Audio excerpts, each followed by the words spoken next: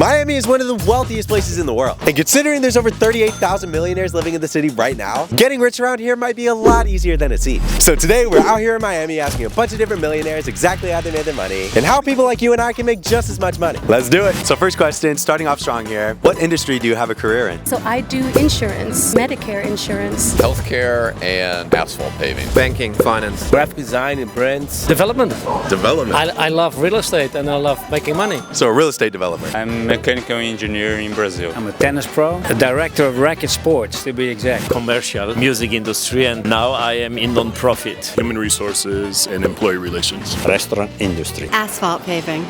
Okay, those are two very different broads. That's right.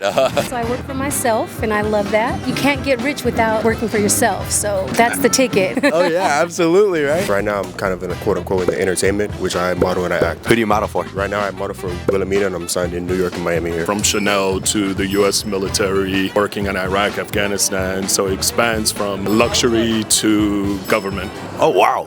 Yeah, that's really checking all the boxes across the board there. So how did you get into that then? I actually rolled in it. I sold my company in 2011. My father and my grandfather founded the company and I decided to follow this path. When I was a child, my playground was the kitchen of my father and I always pursued that career. Since I was a kid, I like to draw and I take this for my career. I've not done anything else than play tennis. First as a player and then I got into coaching. So have you been on any tours or anything like that are notable? I've been on ATP Tour, WTA, ITF. I started off my adult career in education, so I have a PhD in human resource management, but I really never worked in it. You know, really I just followed the advice of my sister when I was in my 20s. She always told me, you know, you need to get into a career where it's always going to have a demand in human resources. There's always going to be a need. My best friend has an insurance agency. I love people. She said, Cynthia, do what you love, you know, talk to people. And so I did. I ended up doing what I found out that I loved in high school, which was in drama class and how I felt doing that. And then I ended up getting blessed with wonderful opportunities and I worked with some really like huge stars that inspired me to keep going and stuff like that. I was running music, classic and jazz in Austria. I was supposed to be an opera singer, but then I decided to change to executive. Do you have any examples of stars that you've worked with so far? I got to meet Wesley Snipes, worked with him, Robert Davi, Denise Richards, a couple other stars like Akon. Practically everybody from the classical world, from Pavarotti to Lang Lang. Wow. Yeah. Pavarotti, that's very impressive. Yeah. So now getting into the more deep questions here. What is usually the ceiling for someone in your industry? How much can they make potentially? From broke to billionaire. It's really unlimited. It depends on how hard a person works. I think the sky's the limit, and we own our own businesses, so as long as they grow, I don't think there's a set limit on it. To be honest, when you are in the private sector, it's open end. I mean, it was taking like 20 million a month or something. I don't know. $10,000 per month. 300,000 a year. I say anywhere from like 10K, 50K, 60K a month. But you know, of course, that's with like consistent work. But I have a lot of friends right now that are making, you know, $50,000, $60,000 a month. This is America. You know, like my friend Nick Bollettieri, the coach for Sharapova, Andre Agassi. In his prime, he would charge $1,500 for a lesson. You can easily earn $150 to $300-400 for a lot of executive, senior executive roles. As a senior exec, I'm always usually within the 200 to 300 range in most of the roles that I've been in. If you have a good year, you can make over $1 million. If it's a bad year, it's 400K. Hey, I mean 400K on a bad year, that's not too bad, huh? I mean, in a bad year, you're getting kicked out of a bank, but... Now building off of the advice thing here, what is the best piece of financial advice you've ever received? Best financial advice. Oh, that's a tough one. So I think the best piece for me is to save more money than you spend for sure. Spend less than you get. Stop letting money burn a hole in your pocket.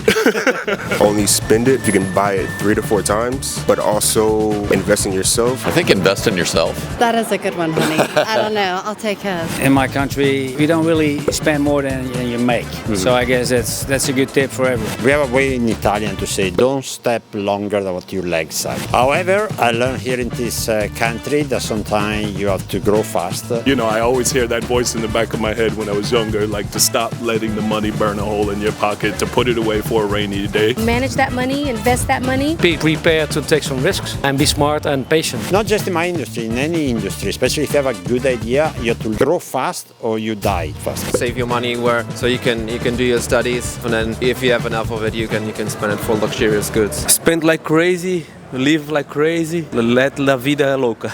Live la vida loca. I love it. So let's say we had a time machine. If you were to go back in time to your 20-year-old self and give yourself one piece of advice, what would it be? There were some socks I would buy. Well, I'm 24.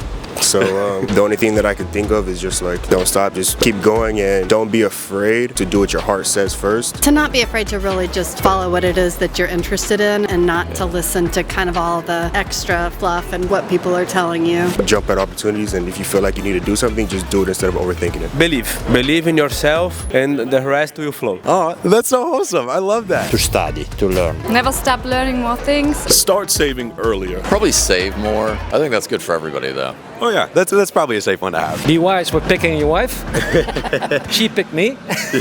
Focus on the important things, focus on your career, focus on friends. Enjoy the moment more, prioritize health for sure. Always stay healthy, focus on your health. When you're young, you don't even think about, being healthy, because without health, you have nothing. Oh yeah, health's been a huge one today for sure. That's been really popular. You know, I really wish that I would have taken time to save a little earlier, look into 401ks, look into investments. There's so much benefits and so many things that they don't teach you in school that we can benefit from just watching YouTube or watching investment videos. Absolutely. Now all the kids watching can come watch this video. Look at that, it's full circle. And I have one final question for you here. It's a little more philosophical. Do you feel like you've made it in life? And if so, when did you reach that point? Do I made in life? I say yes. Yeah, absolutely. Honestly, somewhat yes and no. I would have to say yes, because I'm happy with where I am right now, and I take every day, one day at a time. How do you define success? It's not really, how much money you make necessarily. It's what you do, how you make people feel, all that stuff. I had a stroke 6 years ago. That made me realize that there's more than money in life. There's more than money and more than stress. I'm pretty happy in the way I am, in particular in a personal life, because family, I'm surrounded with people that I love. Yes, it's important to think about the future, but again, like I said, if you don't take care of this moment, you don't have the future. Yes. That's amazing. Yeah. That's so wholesome. I love that. I say I hit that point when I was like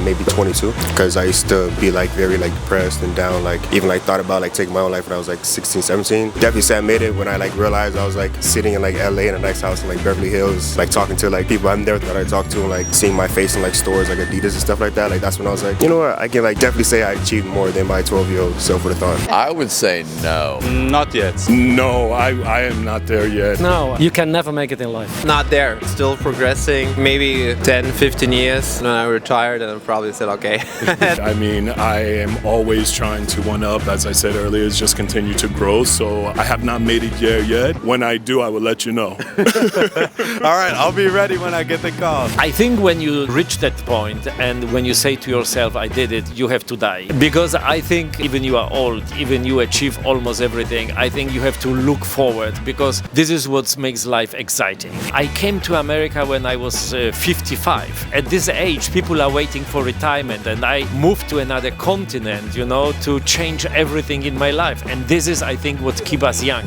Wow. Well, I think music, you got to switch to a motivational speaker over here. You're very good. Man, I mean, who would have thought that extremely successful people would have some pretty good life advice? But I mean, the best part about it is that you can literally start taking these actions today to set up your future for the rest of your life. So be smart, follow your passions, and don't base your life around trying to chase a bag. I mean, unless you're making 20 mil a year, then it might be a little all right.